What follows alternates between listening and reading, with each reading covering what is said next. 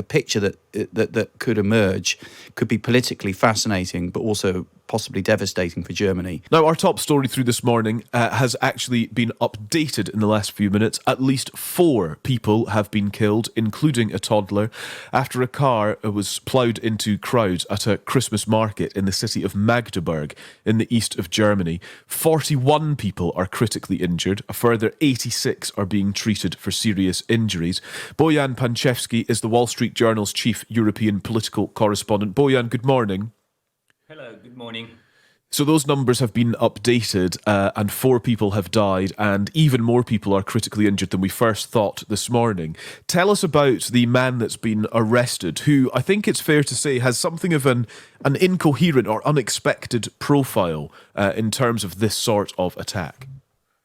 Yeah, absolutely. There's a kind of a bitter irony to this case because German authorities had warned of a very high threat of Islamist attack on Christmas markets specifically. And now it turns out the perpetrator, the likely perpetrator, the suspect who has been arrested is a anti-Islam activist. He's a refugee from Saudi Arabia who came to Germany in 2006, claiming asylum on grounds that he was an apostate, that he was an opponent of the Saudi government, and that he was opposed to Islam.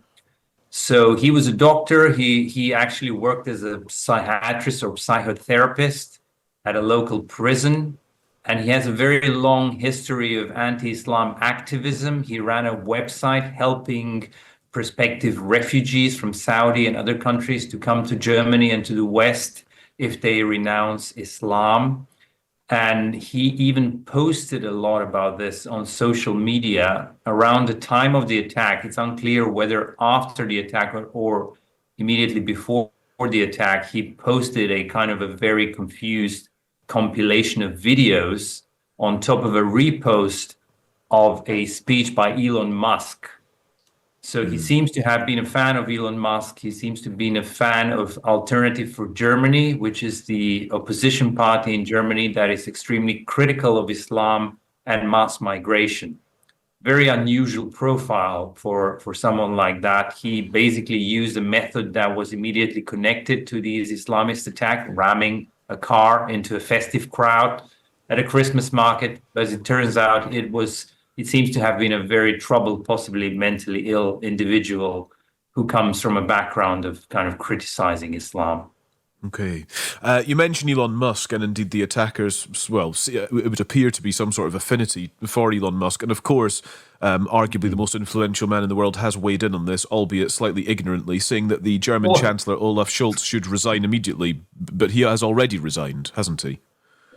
Well, the German chancellor is in resignation officially. He's a caretaker chancellor until the election early next year. That's number one. Number two, I don't want to comment the comments from Elon Musk, basically, but it would appear that he was not informed about the nature of this crime and about the profile of the perpetrator. The perpetrator was certainly not a Islamist.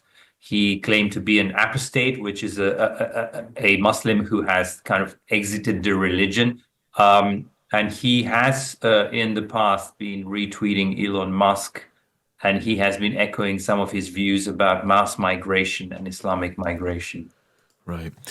In terms of the response from the police, from the security services in Germany, what can you tell us about that? This is not unprecedented, sadly, when it comes to attacks on German Christmas markets. And indeed, there had been a warning previously about the potential for a security incident at one of these markets as well. Yes, absolutely. I mean, the warning was that there is an extremely high likelihood of an attack on a Christmas market or a religious site around Christmas time. A network of kind of wannabe terrorists was folded earlier this year and late last year. These are the kind of people who are from the refugee community and connected in some ways to Islamic State, the terror group. There are other terror groups now active and posing a clear threat and danger to the German public, including people from Hamas and Hezbollah, unusually this year. So the overall threat, the abstract threat, is pretty high. It typically comes from Islamist circles. So this is a very, very unusual event. The way it was perpetrated is not necessarily unusual. We've seen attacks like that in Germany. In fact, this year alone, I think we've had at least 2 deadly Islamist attacks. 4 or 5 people were killed and many injured in them. There were knife attacks, the previous 2. And it remains to be seen how many people will have died in this one. It looks pretty bad. The death toll has been revised upwards to 4 at this moment, but a very high number of people, possibly dozens, are critically injured, and over 80 are seriously injured. Of course, talk as well about the story that broke last night in Germany, and that what looks like a terror attack on a Christmas market. Understand now that 4 people have died, scores have been injured. I mean, clearly you're going to be reporting on that as well. No, we've got people on the ground. We've commissioned analysis. What I would do on this though is wait before people rush to judgment about who's responsible. We know it's a Saudi, a national who came to Germany in 2006, but there are some intriguing reports emerging in the last few minutes about his motivations, and one report is suggesting that he may well have been inspired by the right and not Islamist ideology. So a lot of people rushed to judgment last night and thought, oh, it's Islamist terrorism because of his Saudi heritage. We need to wait and see. And I would really urge people to keep listening to Times Radio and logging onto the website, because I think the picture that could emerge could be politically fascinating, but also possibly devastating for Germany. And I think we need to take care on this one. In terms of the death toll, yes, it is 4. It may rise. We don't know. We've commissioned analysis on what this means politically. Germany, as you know, is in crisis politically. Schulz is on his way out. There's elections next year, and a country that you and I have grown up with, that we've seen certainly post unification as a reliable, solid powerhouse of an ally in terms of manufacturing, political stability, and frankly, a byword in how to run a country, seems to be creaking at the seams. And I think that next year for Germany is going to be quite something. Absolutely.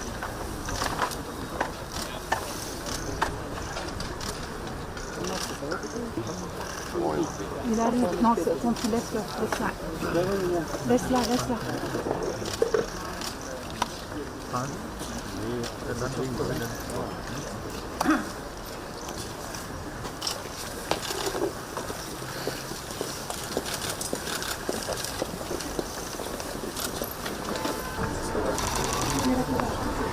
Keine Ahnung. Wir alle noch anders. So, jetzt setzt sich an den Tisch, Phase, tiefes Heu, unabhängig derer.